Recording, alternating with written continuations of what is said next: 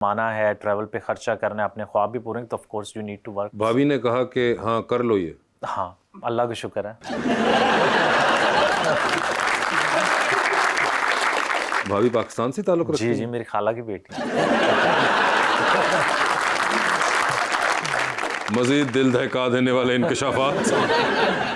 मैं सलाम करता हूँ कि वो माशाल्लाह उन्होंने बड़ा ज़बरदस्त आपके। बिल्कुल सर, फैमिली सपोर्ट के बगैर पॉसिबल नहीं है, क्योंकि जब आप कंटेंट भी बना रहे नहीं, हैं वो आप और सही कह travel रहे हैं, कर जुमला आपने बड़ा अच्छा इस्तेमाल किया कि फैमिली सपोर्ट के बगैर ये पॉसिबल नहीं है। अमूमन पाकिस्तान में ये दोनों अल्फाज जो हैं वो अलग तरीके से मायने लिए कि फैमिली सपोर्ट के बगैर कुछ पॉसिबल नहीं है, तो फैमिली को सपोर्ट करना पड़ेगा।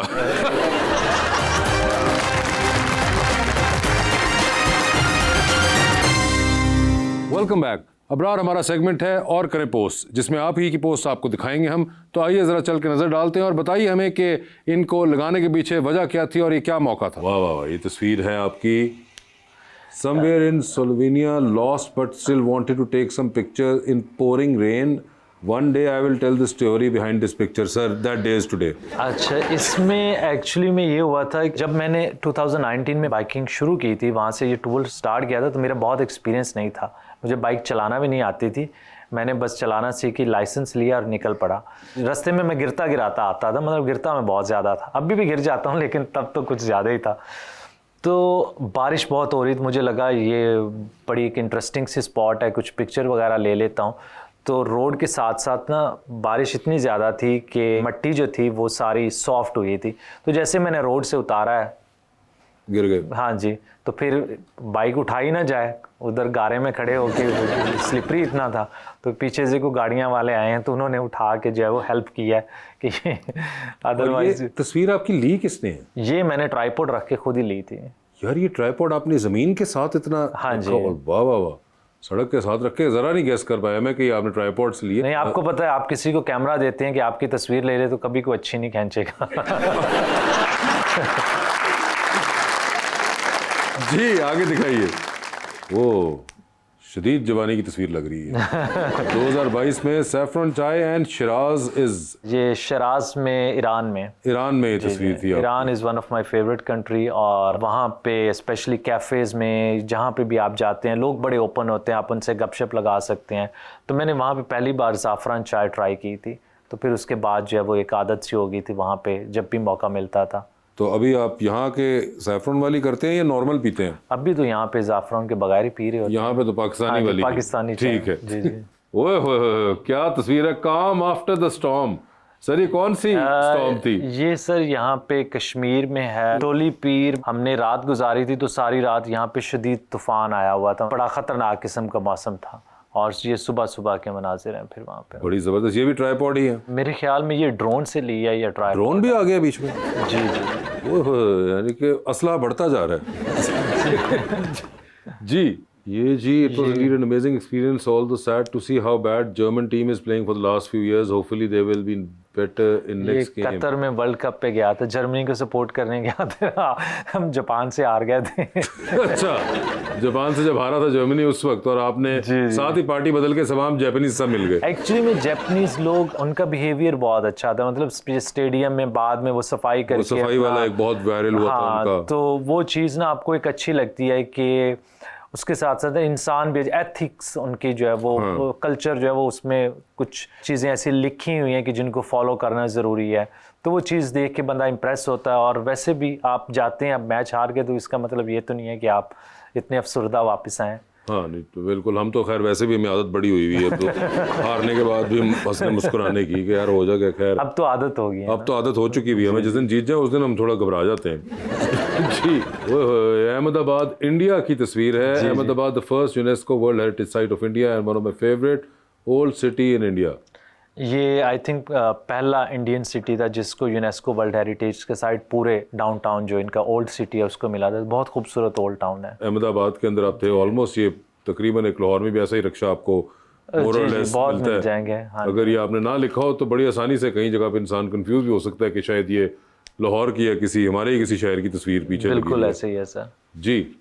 ओए होए होए, द किंग्स रोड ये है वहाँ पे, आयरलैंड में है जी। आयरलैंड के अंदर है। इसमें आप नहीं है गालिबन? इसमें मैं नहीं हूँ, क्योंकि यहाँ पे ना हर एक आधे मिनट के अंदर ट्रैफिक गुजर रही थी, अच्छा, तो वो ट्राइपॉड नहीं रख सकता था। हाँ आपने कहा कि ये ट्राइपॉड की गारंटी नहीं रहेगी, मगर क्या खूबसूरत सा गोरे जल्दी गुस्सा भी कर जाते हैं ना, और यहाँ पे बहुत टूरिस्ट आते हैं। होता ये है कि टूरिस्ट अक्सर जो है वो लोकल वैल्यूज का या उस एरिया का ख्याल उस तरह से नहीं रखते। जैसे अब एक बंदा रोज ऑफिस के लिए सुबह सुबह जा रहा है तो उसको यहाँ पे रुकना पड़े बार बार, तो वो यहाँ पे भी गुस्सा हमें भी आ जाएगा।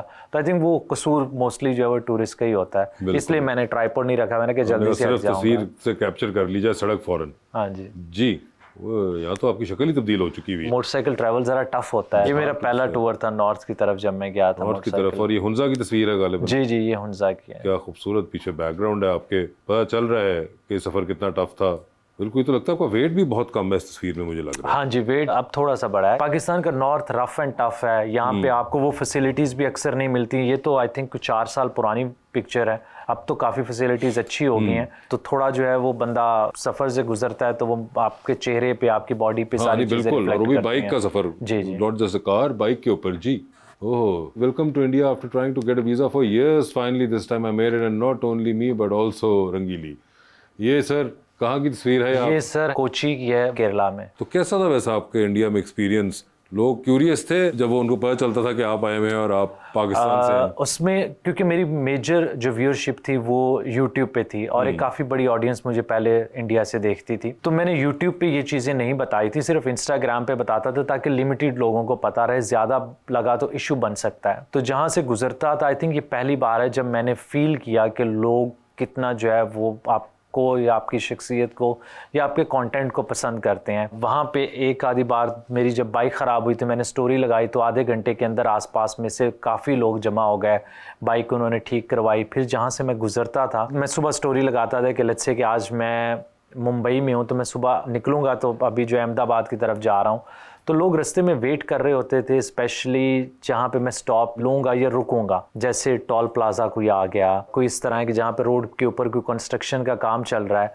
तो वहाँ पे लोग खड़े हुए वेट कर रहे होते थे 3-3 4-4 घंटे। क्योंकि अगर मैं पहले बंदे के साथ 1-2 घंटे खड़ा हो गया हूँ, दरमियान में खाना खाया है, तो वो स्टोरी की टाइमिंग से अंदाज़ा लगाते थे कि ये 2-3 घंटे में यहाँ पहुँचेगा, तो वहाँ पर मैं 5-6 घंटे बाद अगर पहुँचा हूँ तो वो खड़े रहते थे। इसी तरह का आपका आई थिंक बॉम्बे में मैंने देखा था, मुंबई में वो जो बांद्रा में शायद या मरीन ड्राइव के ऊपर मिलने के लिए आपके फैंस आए हुए थे बहुत ज़्यादा। हाँ जी, वहाँ पे क्योंकि मेरे पास परमिशन नहीं होती थी तो मैं मैक्सिमम आधा या पौना घंटा पहले स्टोरी अपलोड करता था, तो जितने भी लोग जहाँ से आ सकते थे वो आ जाते थे, तुमसे मुलाकात हो जाती थी। इंडिया में जाके थोड़ा सा मैंने अपना कंटेंट भी चेंज किया कि मैं चाहता था लोगों को दिखाऊं कि यहाँ के लोग बहुत अच्छे हैं। जिस तरह हमारे यहाँ भी अगर कोई इंडियन आएगा तो हम उसको बड़ी इज्जत और रिस्पेक्ट देंगे, तो मैं भी चाहता था कि मैं लोगों को ये सारी चीज़ें दिखाऊं। तो इसलिए मेरे पास एक वो सोशल मीडिया की पावर थी कि मुझे जाना नहीं पड़ता था, लोग आ जाते थे, तो लोगों की स्टोरीज ईजी मुझे मिल जाती थी, तो वही मैं चीज़ें फिर कैप्चर करके लोगों को दिखाई भी। जी, और ये आप पहुंच गए हैं दुबई? जी जी, ये दुबई में है। आपकी खुशी ही बता रही है और बैकग्राउंड भी एकदम दुबई वाला हो गया है। I love cappuccino but if that is also gold cappuccino. Sir ये क्या है गोल्ड कैपेचिनो? सर ये वो गोल्ड का कि उसके ऊपर लीफ वगैरह डाल के देते हैं। आप बड़ी खा गए? तो अब वो दे रहे थे, पैसे डाले थे, वीडियो के लिए करना पड़ता है। मैंने तो इसमें बताया भी था लोगों को कि लोगों को देखें ये मैं वीडियो के लिए कर रहा हूँ, लेकिन मैं ये आपको रिकमेंड नहीं करूँगा। अगर आपने करना है तो कर लें, मैंने किया, मुझे को खास। तो ये बुर्ज अल अरब के अंदर जो है ये सोने वाली कैपेचिनो मिलती है? जी जी। और ये तो $50 की थी तब, अब तो शायद और महंगी होगी। ये $50 भी अब तकरीबन कोई 14,000 रुपए है। हाँ जी, वो मेरी वीडियो पैसे पूरे कर गई थी इसलिए। नहीं आपने तो कर गई थी, मैं वैसे सोच रहा हूँ कि ये जो गोल्ड, अच्छा कुछ टेस्ट में फर्क था? कुछ खास फर्क नहीं होता, एक वो चीज़ बन गई। यहाँ पे बुर्ज अल अरब में तो आप जाते हैं तो हर तरफ गोल्ड ही गोल्ड है। हमने तो ये देखा था पिक्चर्स वीडियोस के अंदर, देखा था कि ये अच्छा जी 5 स्टार को या 7 स्टार होटल है, तो एक फैसिनेशन सी थी बचपन से। तो मैंने कहा कि चलो वीडियो बनाते हैं, दिखाता हूँ इसको अंदर से किस तरह का है। ये तो मेरे से गलती हो गई एक्चुअली। मैं जब उनके इसी तरह जब आप टिकट्स लेते हैं तो उसके बाद आप विजिटर रूम में बैठ जाते हैं, तो मैं तो टिकट्स वगैरह लेके आगे बैठ गया हुआ था। तो उनकी मार्केटिंग की टीम ने मुझे देखा, उसके बाद वो मेरे पास भागे कि हम आपको प्राइवेट टूर करवाते हैं। मैंने कहा अब तो मैंने टिकट भी ले ली है, अब क्या करना है। मैंने कहा नहीं मैं प्राइवेट टूर नहीं करूँगा, मैं आम लोगों की तरह टूर करता हूँ, हम आपको खाना खिलाते हैं। हाँ उन्होंने पिज़्ज़ा फ्री में दिया था, वो मैंने दिखाया नहीं है, पर फ्री की थी वो आपने बीच में डाली ही नहीं। लेकिन मेरे कैपेचिनो जो है ना इसके ऑलरेडी पे कर चुका था। देखिए $50 में अपने बचा भी सकता था। नहीं बिल्कुल ये बनता भी है भैया, सोने वाली कैपेचिनो भी तो देखे हम। ये क्या बात हुई